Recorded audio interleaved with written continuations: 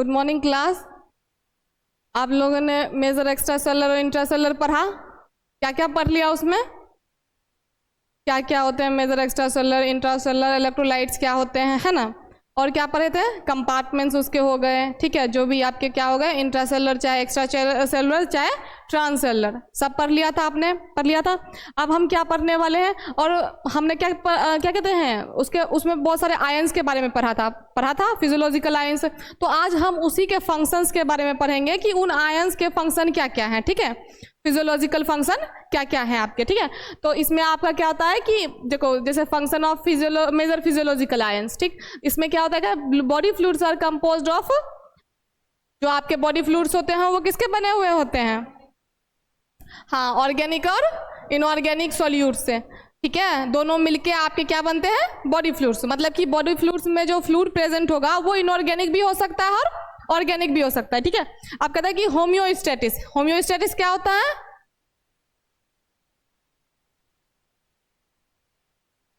Temperature. Homeostasis is the process by which living organism actively maintain a stable environment despite external environment, ठीक है। Homeostasis जो होता है आपका एक प्रोसेस होता है जिनमें क्या कहते हैं, इंटरनल इन्वायरमेंट को बैलेंस करना क्या होता है आपका, ज्यादा जरूरी होता है, किससे? As compare to external environment से, ठीक है। तो इसी वजह से क्या कहते हैं कि जो आपका होम्योस्टेटिस का जो प्रोसेस होता है उसमें क्या होता है आपका, कि जिसमें living organism actively maintain a stable internal environment, external को मतलब कि सेकेंडरी मान के चलते हैं और इंटरनल को प्राइमरी मान के चलते हैं, ठीक है। तो कहता है homeostasis requires tissue and cells to maintain concentration of different components. अब उस इन्वायरमेंट को मेंटेन करने के लिए इसको क्या चाहिए? टिश्यू और सेल, तभी वो क्या करेगा, आपके जितने भी कंपोनेंट्स हैं उनका जो कंसंट्रेशन है उसको मेंटेन करने का काम करेगा, ठीक है। उसके बाद कहता है कि आपका आयनिक बैलेंस, सिंपल सी बात है, बात से ही समझ में आता है, आयन और बैलेंस, मतलब यहाँ पे किसका बैलेंस होगा? आपका आयंस का बैलेंस होगा, ठीक है। कहता है कि ion balance is a vital, vital मतलब इंपॉर्टेंट, ठीक है, इंपॉर्टेंट इन एक्स्ट्रा सेलर जैसे कि plasma, intestinal fluid and intracellular compartments. जो आपका आयनिक बैलेंस है वो दोनों के बीच में होता है, इंट्रासेलर में भी होगा और एक्स्ट्रा सेलर में भी होगा, ठीक है। आप कहते हैं कि ये तो चलो ठीक है कि मतलब हमने पढ़ लिया कि इसके फंक्शन मतलब कि जो आएंगे, ये तो नॉर्मल डेफिनेशन हो गया, ये टर्म्स आपको आएंगे। उसके बाद कहते हैं कि आयन का डिस्ट्रीब्यूशन, अब आयन का डिस्ट्रीब्यूशन होगा कहाँ आपका? या तो इंट्रासेलर में या तो एक्स्ट्रा सेलर में, और ट्रांससेलर जो है वो एक्स्ट्रा सेलर का ही क्या है आपका पार्ट है, ओके। तो इसी में क्या कहता है कि पहला एक्स्ट्रा सेलर हो गया, दूसरा इंट्रासेलर हो गया। तो एक्स्ट्रा सेलर में आपका क्या क्या आता है? सोडियम और क्लोराइड, और इंट्रासेलर में मैग्नीशियम, फॉस्फेट और पोटासियम, ये सारे आपके किस में आ गए? इंट्रासेलर में, ठीक है। अब यहाँ पे देखो, ऑर्गेनिक सॉल्यूट्स, इनऑर्गेनिक सॉल्यूट्स आपको पता है? नहीं पता होगा तो यहाँ लिख लेना, मतलब यहाँ लिख दिया है मैंने, पढ़ लेना। ऑर्गेनिक सॉल्यूट्स वो होते हैं जिनमें कार्बन के साथ क्या प्रेजेंट होता है? हाइड्रोजन प्रेजेंट होता है। और इनऑर्गेनिक सॉल्यूट्स क्या होते हैं? जिनके पास क्या होता है कि कार्बन हाइड्रोजन बॉन्ड का लैक होता है, उसमें कार्बन और हाइड्रोजन प्रेजेंस नहीं होता है, ठीक है। उसके बाद है आपका होम्योस्टेटिस, मैंने आपको बता दिया, ठीक है। बाद में अगर पढ़ोगे आप इसको रिपीट पे, तो आपको अगर यहाँ पे कुछ समझ में ना आए वर्ड तो आप यहाँ पढ़ लेना, ठीक है, नोट्स में मैंने डाल दिया।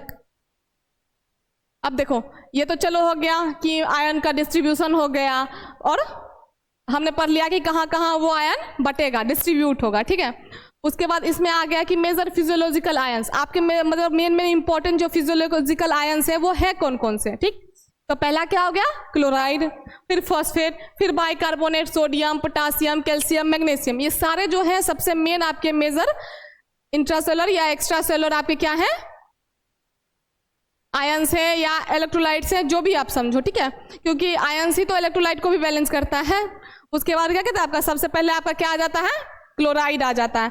क्लोराइड में क्या है आपका, क्या क्या है क्लोराइड में? Chloride is the major extracellular, major मतलब सबसे बड़ा, सबसे इंपॉर्टेंट, ठीक है, एक्स्ट्रा सेलर एनायन, एनायन मतलब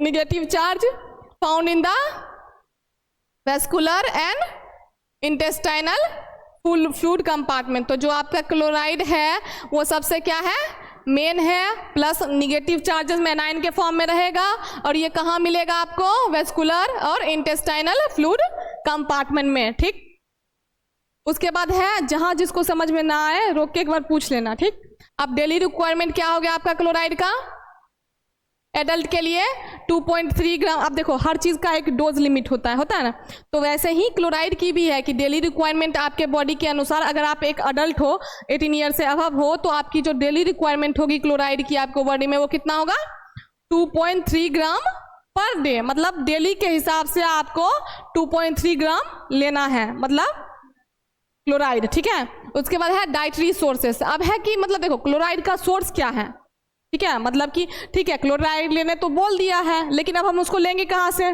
ठीक है, तो कहता है कि food and drinks that provide the essential nutrients, nutrient आपको पता है, ठीक है, न्यूट्रिशन। उसके बाद एनर्जी, ऐसे फूड ऐसे ड्रिंक्स जो आपको क्या प्रोवाइड करते हैं, न्यूट्रिशन या, ठीक है। आप कहता है कि and other compound required by the body for growth, मतलब कि और भी अदर कंपाउंड जो भी आपके बॉडी के ग्रोथ के लिए रिक्वायर्ड होता है।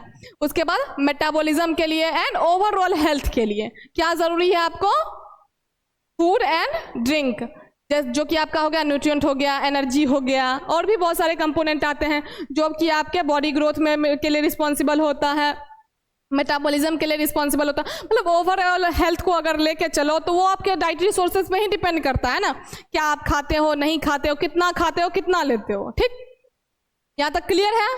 अब देखो, अब ये तो चलो कि हो गया कि हाँ, ये मतलब कि हमने सिंपल पढ़ लिया कि ऐसा फूड ऐसा ड्रिंक जिससे हमको एनर्जी या न्यूट्रिएंट प्रोवाइड होता है, वो हम मतलब ले सकते हैं ताकि हमारे बॉडी को क्लोराइड की। अब देखो ये क्या कहता है कि सी सॉल्ट और table salt has chloride ions.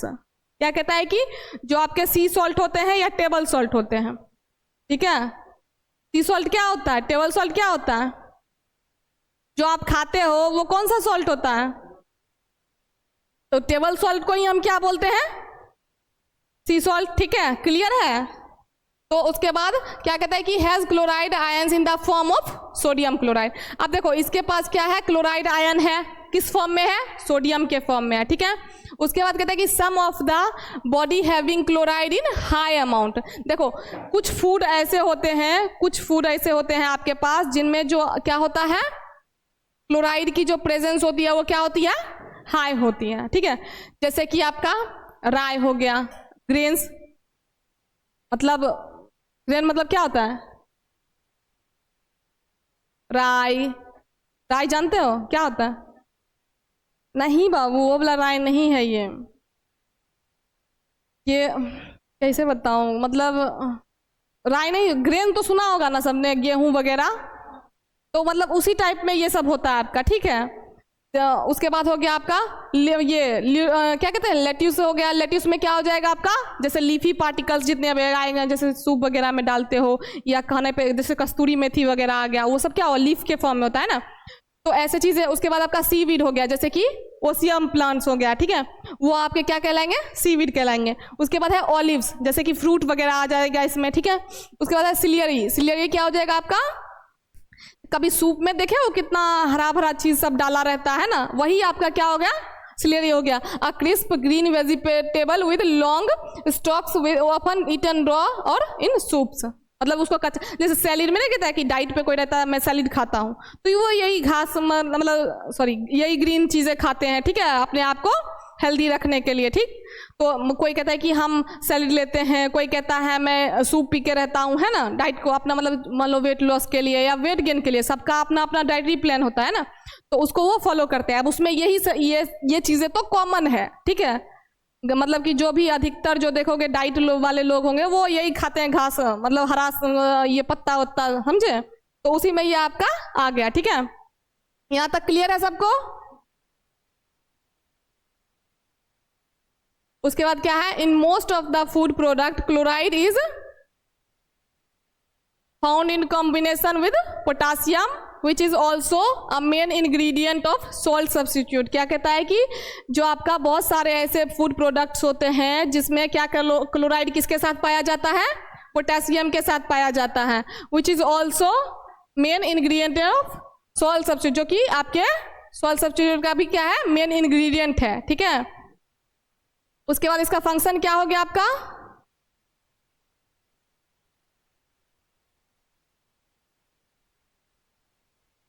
मतलब कि जो फंक्शन इसका देखो क्या क्या हो जाए, नॉर्मल कैटायन एनायन बैलेंस। मतलब क्या करेगा ये, कैटायन और एनायन का जो बैलेंस होगा कुल मिला के पॉजिटिव और निगेटिव चार्ज को, इसको क्या करेगा, ये बैलेंस करेगा। ठीक है, कहता है कहाँ पे अब बैलेंस करेगा इसको, कंपार्टमेंट में। ठीक है, जो आपके क्या थे, extra cellular compartment, intra cellular compartment थे ना, तो ये आपके किस कंपार्टमेंट में करेगा, एक्स्ट्रा सेलुलर था क्लोराइड या इंट्रा सेलुलर था, एक्स्ट्रा सेलुलर था, तो ये कौन से कंपार्टमेंट में आयन कैटायन को बैलेंस करेगा, एक्स्ट्रा सेलुलर।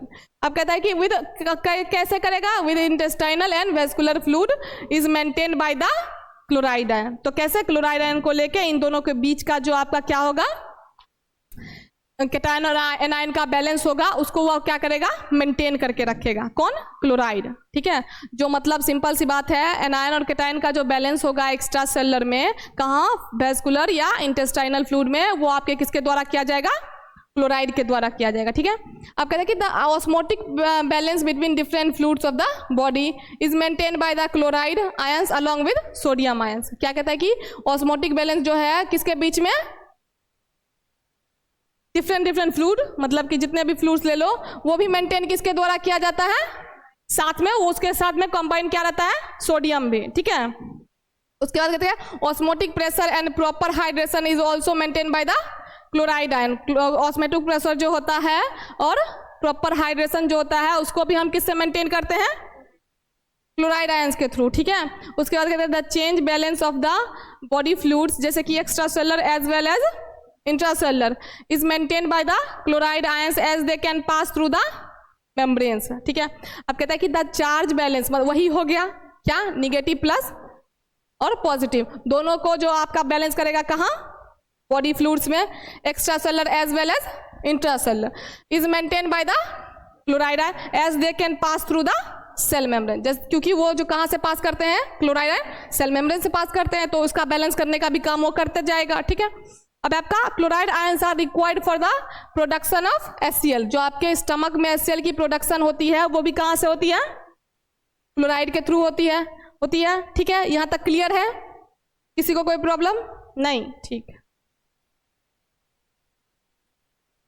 उसके बाद क्या पर हो गया आप, फॉस्फेट पर हो गया। फॉस्फेट में क्या पर हो गया, जैसे क्लोराइड होता है वैसे ही फॉस्फेट होता है। ठीक है, उसके बाद फॉस्फेट में आपका मतलब कि क्या क्या हो जाएगा, जैसे क्लोराइड का Cl माइनस हो गया। ठीक है, वैसे फॉस्फेट में कैसे हो जाएगा, क्या हो जाएगा,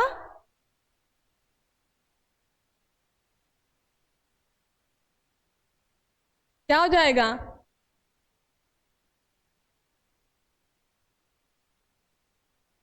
फॉस्फेट में क्या होगा, फॉस्फेट के बाद फॉस्फेट का फॉर्मूला क्या होता है आपका, जैसे क्लोराइड का क्या होता है Cl माइनस, वैसे ही फॉस्फेट का क्या होता है HPO4 2। इस 2 को मत लेके चलो, सिर्फ क्या होता है वो तुम देख लेना क्या होता है। ठीक है, अब देखो इसमें क्या होता है, the principal intracellular anion is the,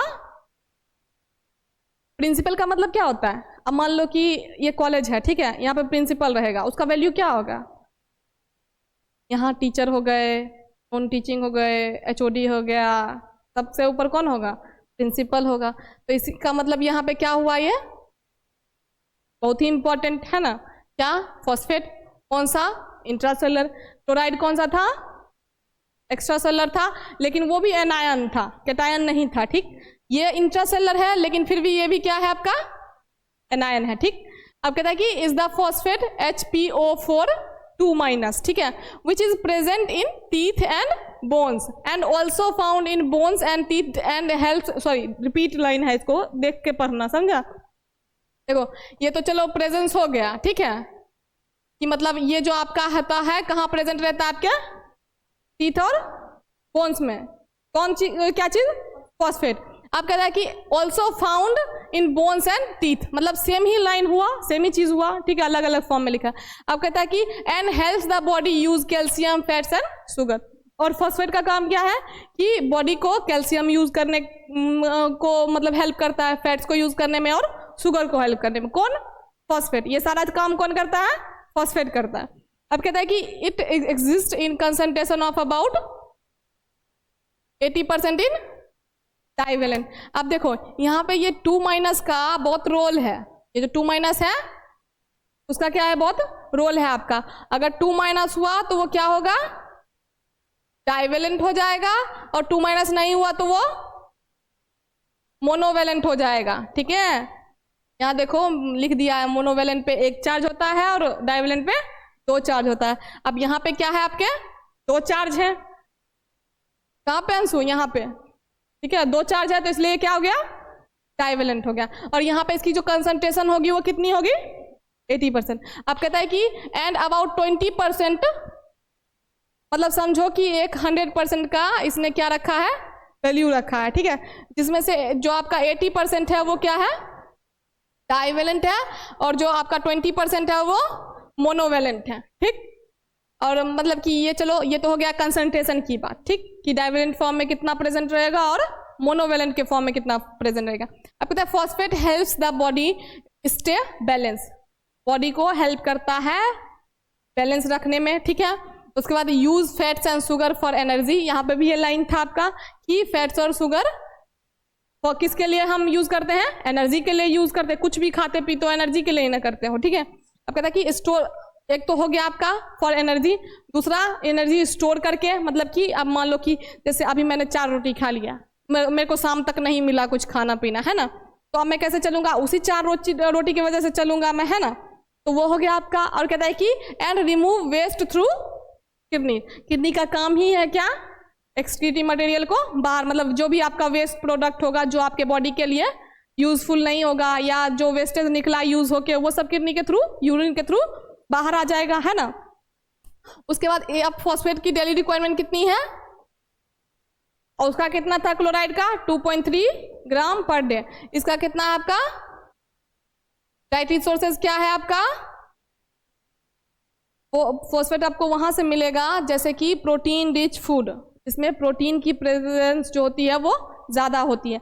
अगर ऐसा खाना आप लेते हो तो उसमें आपको क्या मिलेगा, फॉस्फेट की प्रेजेंस, ठीक है, जैसे कि मिल्क हो गया, मीट हो गया, ठीक है, इन सब चीज़ों में।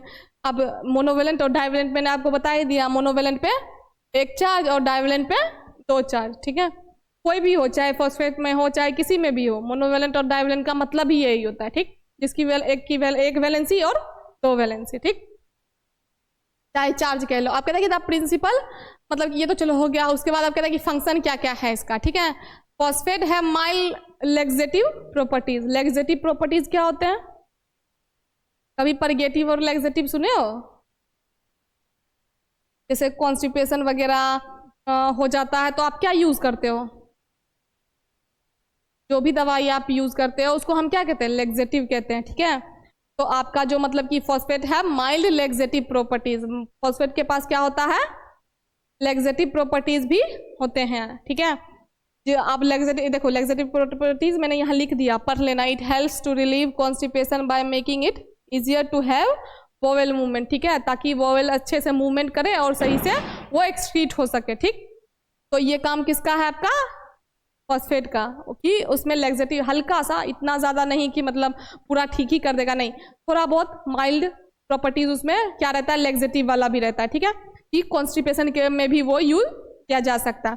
अब कहता है कि for proper development of teeth and bones, ये तो मेन है आपका कि दांत और हड्डी के ग्रोथ के लिए, डेवलपमेंट के लिए आपको क्या चाहिए, फॉस्फेट चाहिए। And proper metabolism of calcium phosphate ions are required. देखो वो मतलब कि मेटाबॉलिज्म के लिए भी और डेवलपमेंट के लिए, किसके, टीथ और बोन्स के लिए, दोनों के लिए क्या जरूरी है आपको, calcium phosphate ions are essential, मतलब ये बहुत ही जरूरी है, मतलब होता है ना कि बेसिक चीज, वही ये बेसिक है उनके ग्रोथ के लिए, ठीक है, डेवलपमेंट के लिए। आप कहते हैं after phosphorylation many enzymes work as the coenzyme, phosphorylation क्या होता है? फॉस्फोरिलेशन आपका होता है adding a phosphate group to a molecule, मतलब कि कोई भी एक मॉलिक्यूल लिए उसमें हम क्या ऐड कर देते हैं? फॉस्फेट को ऐड कर देते हैं, तो उसी प्रोसेस को हम क्या कहते हैं? फॉस्फोराइलेशन। फॉस्फोराइलेशन में क्या होता है कि जो आपका बहुत सारे एंजाइम रहते हैं, ठीक है, और वो क्या करते हैं, कुछ देखो अब बहुत सारे एंजाइम प्रेजेंट होंगे, है ना, तो उसमें से जो कुछ एंजाइम जो होगा वो को एंजाइम बन जाएगा। अब को एंजाइम, अब जैसे मान लो कि एक लेबर होता है, एक मिस्त्री होता है ना, उसके हेल्पर रहते हैं 10, ईट ला के दो, बालू ला के दो, तो वो बनाएगा, है ना। वैसे ही क्या है आपका जो को एंजाइम का काम क्या होता है कि प्रोटीन, आपका एंजाइम क्या होता है? Protein that speed up chemical reaction. Enzyme का काम क्या होता है कि बॉडी में जो आपका केमिकल रिएक्शन होता है उसको जो बढ़ाता है, स्पीड अप करता है, वो कौन करता है? एंजाइम। मतलब आपके बॉडी में जितने भी रिएक्शन, केमिकल रिएक्शन हो रहे हैं उसको सबको स्पीड करने का काम कौन करेगा? एंजाइम। आप कहते हैं कि हेल्पर्स फॉर एंजाइम, वही हो गया कि मतलब अब उसको वो चीज करने में कौन मतलब मदद करता है? वो एंजाइम मदद करता है, ठीक है। They make enzyme work better, वो उनको मतलब कि एक तरह से समझो मोटिवेट करता है अच्छा काम करने के लिए, है ना। तो जैसे मान लो कि अब तुम काम कर रहे हो, कोई तुम्हें बार बार कह रहा है कि नहीं ये काम करो करो करो और अच्छे से करो, तो वो क्या हो गया? वो मोटिवेट करना हुआ। तो ऐसे ही क्या करता है कि एंजाइम को मोटिवेट करता है अच्छे से काम करने के लिए, ठीक है। तो आपका क्या हो गया कि जो आपका फॉस्फोरिलेशन, जब आप किसी भी मॉलिक्यूल में क्या करोगे तो उसके बाद क्या होगा? बहुत सारे एंजाइम्स जो होंगे वो क्या करेंगे? एज अ को एंजाइम काम करने लगेंगे, ठीक है, कि मतलब हेल्पर के तरह, ठीक। उसके बाद आपका हो गया urine pH is lowered by phosphate. Urine का जो पीएच होता है उसको किसके थ्रू कम किया जा सकता है? फॉस्फेट के हेल्प से। Given along with certain urinary, अब देखो ये तो खाली फॉस्फेट के साथ तो आप उसको दोगे नहीं, फॉस्फेट के साथ और भी मतलब कि कॉन्स्टिट्यूएंट मिलाओगे, ठीक है, सब्स्टिट्यूएंट मिलाओगे। जैसे कि आपका क्या हो गया? Urinary anti microbial agent. Anti microbial agent होता क्या है? हाँ, मतलब कि किसी भी मतलब कि जैसे कि जैसे जर्म्स हो गया, बैक्टीरिया हो गया, फंगी हो गया, वायरस हो गया, इस सबको किल करने का काम कौन करता है? एंटी माइक्रोबियल एजेंट, ठीक है, जो अगेंस्ट काम करता है बैक्टीरियल एक्टिविटी के, ठीक। और यूरिनरी एंटी बैक्टीरियल एजेंट क्या हो गया? मतलब कि जो आपका ऐसा मतलब सेम होता है, सेम, ठीक है, लेकिन सिर्फ वो क्या होता है कि जो आपका यूरिनरी ट्रैक होता है उसमें जो कोई इन्फेक्शन अगर हो जाएगा, कोई इंजरी हो जाएगा, ठीक है, तो उसको ठीक करने के लिए हम क्या यूज करते हैं? अब देखो हर एक एंटी माइक्रोबियल एजेंट आता है हर एक चीज के लिए, ठीक है, चाहे आपका वो यूरिन से रिलेटेड हो गया, चाहे आपका कैंसर से रिलेटेड हो गया, चाहे आपके सर दर्द से रिलेटेड हो गया, है ना, सब कुछ के लिए आता है, ठीक है। तो इसमें कहता है कि एंटी माइक्रोबियल एजेंट क्या होता है? आर सब्सटेंस दैट किल और stop the growth of germ, ठीक। ये तो हो गया एंटी माइक्रोबियल। अगर एंटी माइक्रोबियल कोई सिंपल पूछे तो सिंपल बोल देना कि किल, या तो मतलब कि वायरस या बैक्टीरिया, फंगी, इन सब के ग्रोथ को रोक देता है या फिर किल कर देता है। तो ये हुआ आपका एंटी माइक्रोबियल, ठीक। अब दूसरा ये क्या कहता है कि चलो एंटी माइक्रोबियल तक तो ठीक था, लेकिन इसने क्या बोला आपका कि विच depend on acidity of urine. अब ये तो कम करता है लेकिन किसके साथ मिलके करता है? यूरिनरी एंटी माइक्रोबियल एजेंट के, ठीक है। अब वो क्या होता है आपका? आर मेडिसिन दैट किल और stop bacteria in the urinary tract, ठीक है। यूरिनरी ट्रैक्ट में जो आपका बैक्टीरिया होगा उसको ये किल करने का काम करेगा, ठीक है। और helping to treat urinary tract infection, और आपका यूटीआई का जो भी इन्फेक्शन होगा उसको ये ठीक करने में काम करेगा, ठीक है। तो उसके साथ हम किसको मिला के देंगे? फॉस्फेट को, ठीक। तो उसके वजह से जब आप दोगे फॉस्फेट को मिला के तो यूरिन का पीएच जो है वो अपने आप क्या हो जाएगा? कम हो जाएगा, बैलेंस हो जाएगा, ठीक। आप कहता है कि ट्रीटमेंट ऑफ हाइपोफॉस्फेटेमिया। हाइपोफॉस्फेटेमिया क्या होता है? हाइपो मतलब कम, और उसके बाद क्या हो जाएगा? फॉस्फेट और ब्लड, ठीक है। तो इसमें क्या हो जाएगा कि जब ब्लड में आपके फॉस्फेट का लेवल क्या होता है? कम होता है, तो उसको हम क्या कहते हैं? हाइपोफॉस्फेटेमिया, ठीक है। मतलब हाइपो मतलब तो कम होता ही है, ठीक है।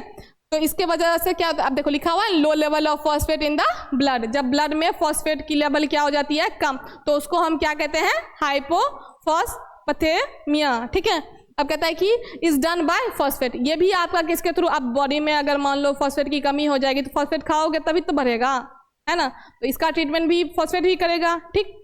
अब मतलब मान लो कि तुमको रोटी सब्जी खाने की जरूरत है तो तुम तो रोटी ही नहीं खाएगा। अब तुमको 56 भोग कोई ला के देगा तो वो रिक्वायरमेंट तो कोई पूरी कर नहीं पाएगा, करेगा? नहीं करेगा। तो यही चीज़ है, अगर फॉस्फेट की कमी है तो हम फॉस्फेट ही लेंगे ना, तो इसीलिए कहते हैं कि फॉस्फेट इसमें भी हेल्प करता है। ठीक है, नींद आ रहा है, कितने दिन हो गए क्लास किए हुए? हाँ ठीक है। अब देखो फॉस्फोराइलेशन, एक टॉपिक यहाँ पे छूट गया, phosphorylation helps in the metabolism of glucose and other hexose. Phosphorylation जो होता है वो आपका किस में हेल्प करता है? मेटाबॉलिज्म, किसके मेटाबॉलिज्म में? ग्लूकोज के और हेक्सोज के। ग्लूकोज तो आपको पता है क्या होता है?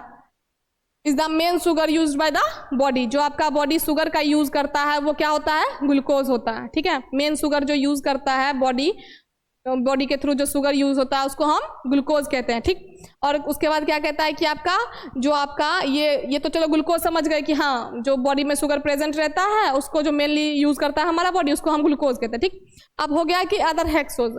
हेक्सोज मतलब, हेक्सा मतलब 6, तो हेक्सोज का मतलब क्या होगा? जिसके स्ट्रक्चर में 6 एटम प्रेजेंट रहेगा उसको हम क्या कहेंगे?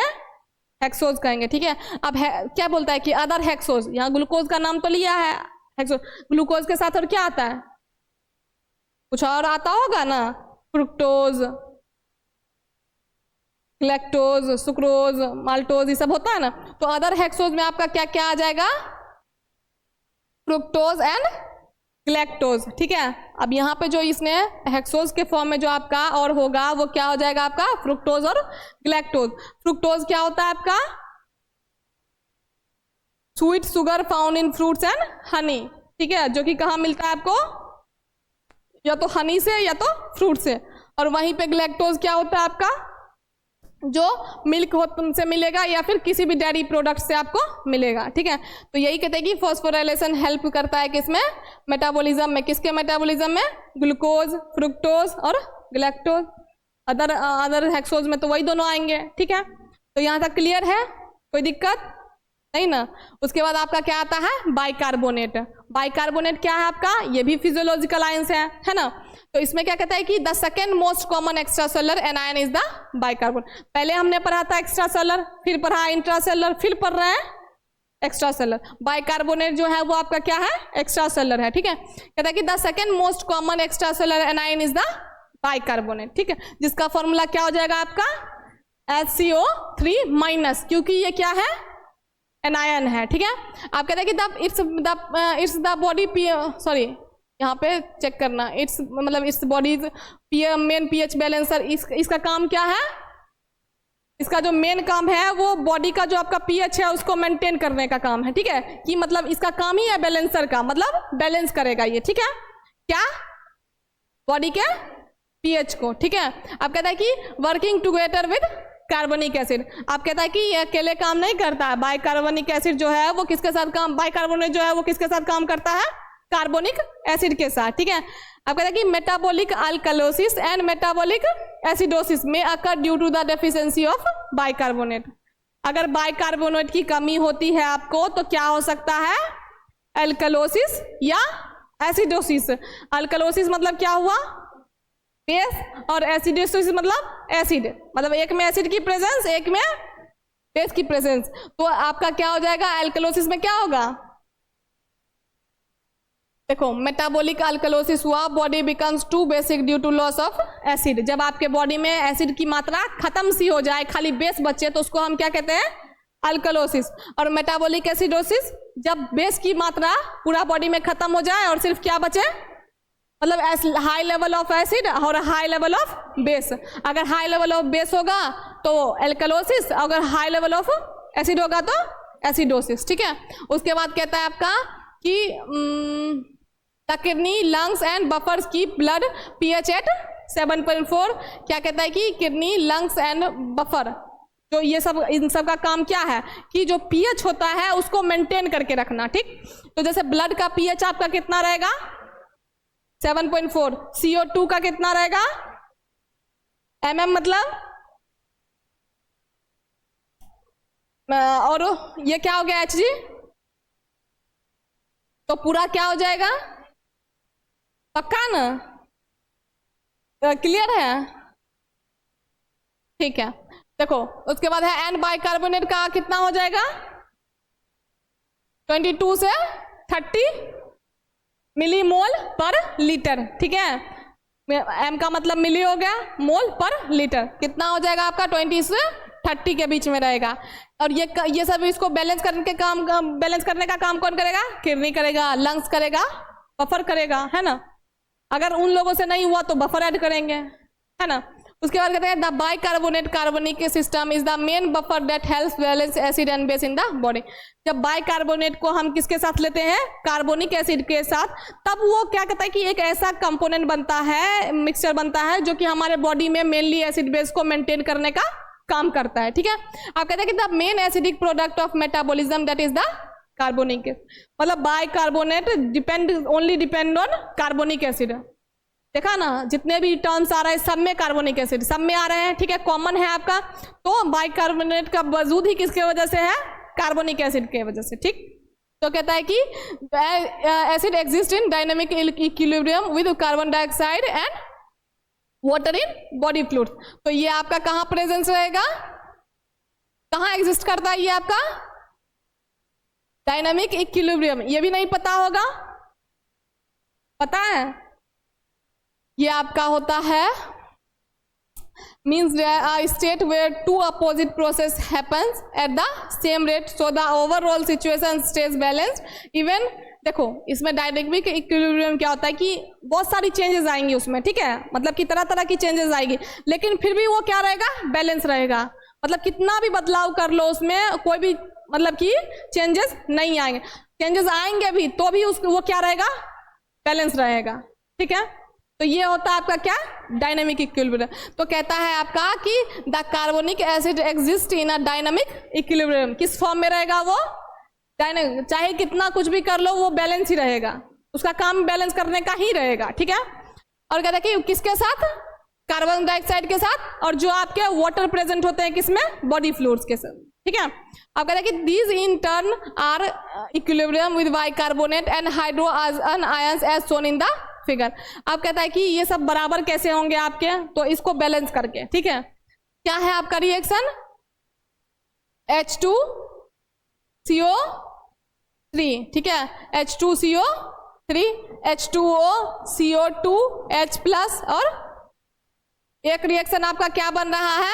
H2CO3, उसके बाद H2O plus CO2।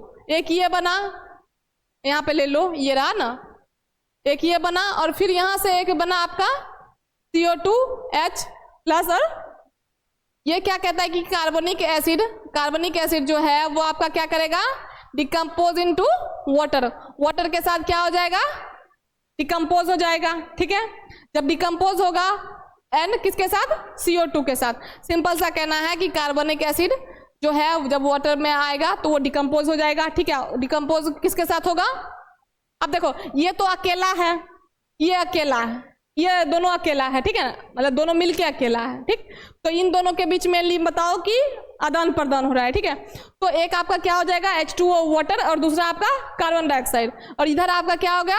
Carbonic acid, ठीक है। तो ये क्या होगा कि जब आप कार्बोनिक एसिड को कहाँ ले जाओगे? H2O और CO2 के प्रेजेंस में, तो वो क्या हो जाएगा? डिकम्पोज हो जाएगा, ठीक है। डिकम्पोज का मतलब, ठीक है। आप कहते हैं कि अब दूसरी, ये तो चलो पहला हो गया, ठीक है। अब लिया CO2H प्लस और HC, कुछ डिफरेंस है इसमें? क्या डिफरेंस है इसमें?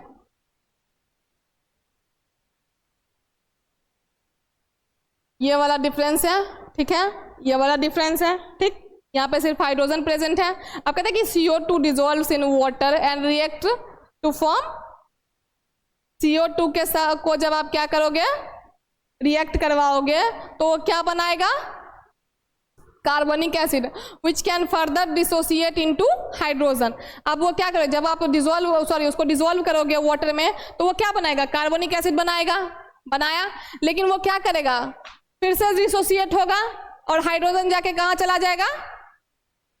तो ये क्या बना लेगा? हाइड्रोजन प्लस बाइकार्बोनेट, ठीक है।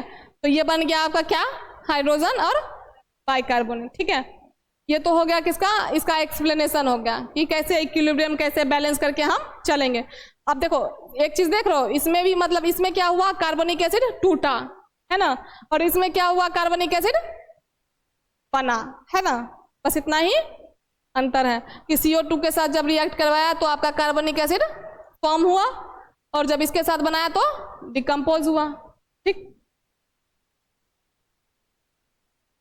उसके बाद क्या हो गया, ये तो तुम्हें पता ही है सारा, अगर भूल जाओ तो पढ़ लिया करना। ठीक, उसके बाद है हो गया इसका function, metabolic acidosis arising from several disorder like diarrhoea, diabetic ketoacidosis and kidney disturbance. ठीक है, उसके बाद are treated with sodium bicarbonate due to its alkaline nature. Metabolic acidosis क्या होता है,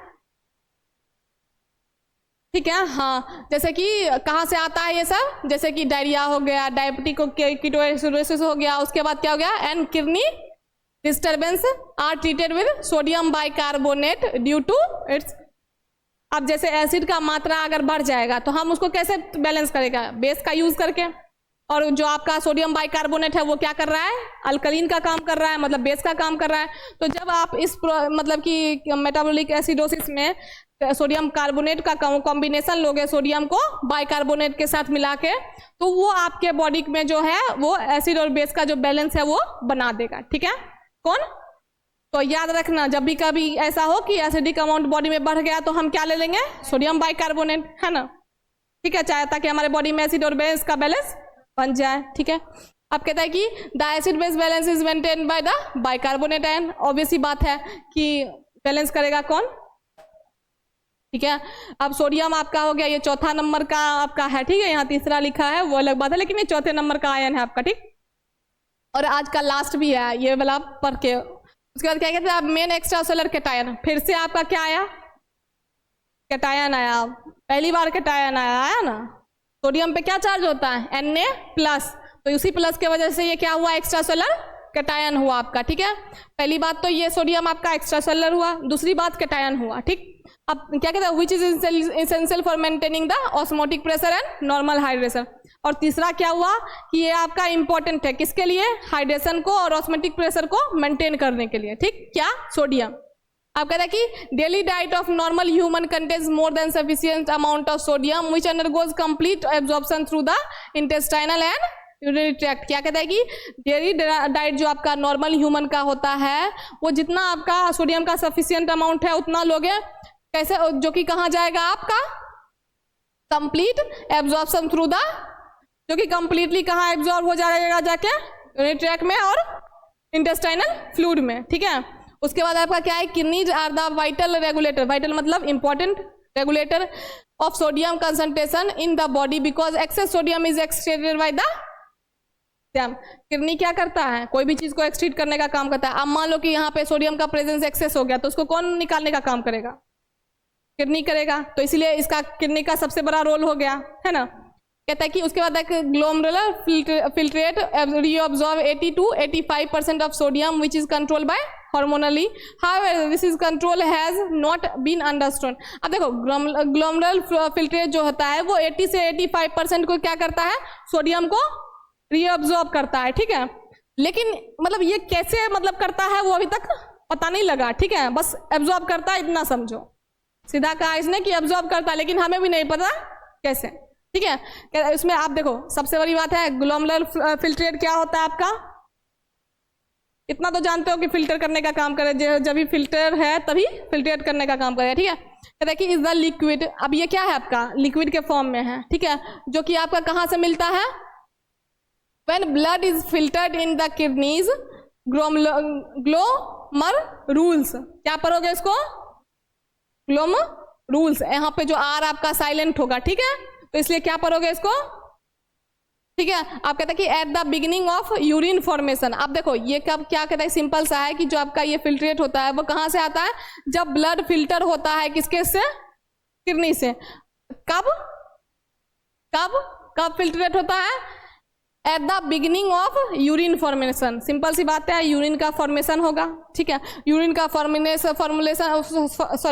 होगा तो क्या होगा, ब्लड का फिल्ट्रेशन होगा, और उसी प्रोसेस के दौरान आपको क्या मिलेगा, ठीक है, उस दौरान जो आपको लिक्विड मिलेगा उसको हम क्या कहेंगे, ठीक है। आप देखो यहाँ पे इसने बोला कि किडनीज ग्लोमेरुलस है ना, कि हमको इससे मिलता है कि जब हम इसको फिल्टर करते हैं, ब्लड जो है किडनी ग्लोमेरुलस से फिल्टर होता है। तो अब ये ग्लोमेरुलस होता क्या है? Tiny ball shape network of capillary. Capillary का क्या होता है? छोटा छोटा शेप का बना होता है। कहाँ पे होता है और इसका काम ही क्या होता है? तो जब ब्लड को फिल्टर करेगा उसी टाइम ये अपने नाम का एक फिल्टर बना लेता है। ठीक है, सिंपल सी बात है।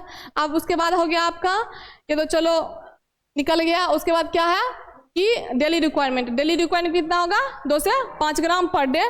डाइटरी सोर्स क्या हो जाएगा? सॉल्ट, बटर मिल्क, जो नमक तुम यूज करते हो सब्जी में, दाल में, है ना, बटर मिल्क, चीज, फिश, ऑलिव्स, पल्सेस, ETC, बहुत सारे में सोडियम प्रेजेंट होता है। ठीक है।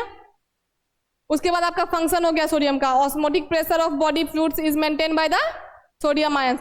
जो आपका बॉडी फ्लूइड का जो ऑस्मोटिक प्रेशर होगा उसको मेंटेन करने का काम कौन करेगा? सोडियम। अब आपका maintaining the cells osmotic pressure at constant level is the chief function of sodium pump. ठीक है।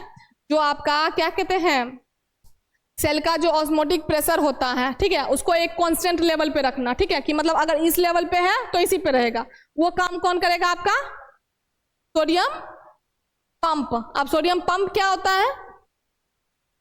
A protein in cell membrane that actively moves sodium and potassium ions in opposite direction। जो sodium को एक तरफ ले जाता है और पोटासियम को एक तरफ, तो वो हो गया आपका क्या? Sodium pump. ठीक है, उसको हम सोडियम पोटासियम पंप भी कहते हैं। चाहे सोडियम पंप आए चाहे पोटासियम पंप आए, दोनों का ही काम क्या है कि दोनों को अपोजिट डायरेक्शन में मूव करना। अब जैसे मान लो कि 2 पाइप ले लिया, एक को इधर लगा दिया, एक को इधर लगा दिया। ठीक है, तो उसके बाद कहता है कि इसका ये भी काम किसका है? आपका सोडियम पंप का। ठीक है। अब कहते हैं कि acid base equilibrium is regulated by sodium ions and association with bicarbonate and. देखो सोडियम एसिड बेस को इक्विलिब्रियम करता है, लेकिन किसके हेल्प से करता है? बाइकार्बोनेट और क्लोराइड के, दोनों को हेल्प चाहिए इसका, तब जाके ये करता है। ठीक है। उसके बाद कहते हैं कि sodium ions help cells control that goes in out and let muscles react to signal. Sodium ion किस में हेल्प करता है? सेल कंट्रोल को, सेल को कंट्रोल करने में, मतलब कि क्या अंदर जा रहा है, क्या बाहर आ रहा है, सबको कंट्रोल करता है आपका। और मसल को क्या करता है? मतलब सिग्नल, जो भी उसको सिग्नल मिलता है उस पर रिएक्ट करवाता है। ठीक। आप कहते हैं कि glucose absorption by cells for carrying out smooth transformation of nutrients in cell membranes. क्या कहता है कि ग्लूकोज का एब्जॉर्बेशन किसके द्वारा होता है? आपका एब्जॉर्प्शन का मतलब क्या होता है? कोई चीज अपने अंदर एब्जॉर्ब कर लेना, पता ही नहीं चलेगा कहाँ चला गया, है ना। तो ग्लूकोज को एब्जॉर्ब कौन करता है? सेल। ठीक है। कैरिंग आउट स्मूथ कैसे करेगा? तो एक ट्रांसपोर्टेशन होता है दोनों के बीच में, जिसके वजह से ग्लूकोज उनके तक आता है और वो ग्लूकोज को एब्जॉर्ब कर लेते हैं। ठीक है। अब कहते हैं कि nutrient in cell membranes is maintained by the sodium ion. और ये सब किसके द्वारा मेंटेन होंगे? सोडियम आयन के थ्रू। ठीक है।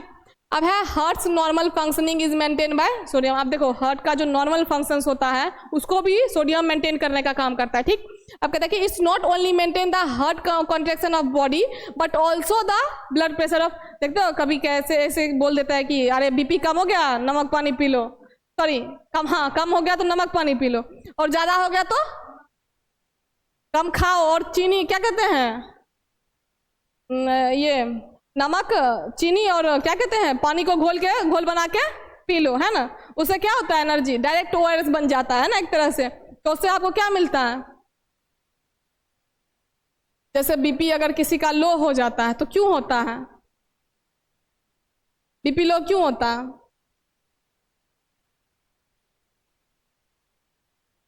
क्या डिक्रीज हो जाता है? ठीक है, मानते हैं। अब देखो इलेक्ट्रोलाइट में खाली ऐसा तो नहीं है कि सॉल्ट ही होता है, ऐसा होता है क्या? यहाँ ग्लूकोज भी आया, फ्रुक्टोज भी आया, है ना। तो जब ज्यादा कम हो गया तब तो चलो हमने क्या ले लिया?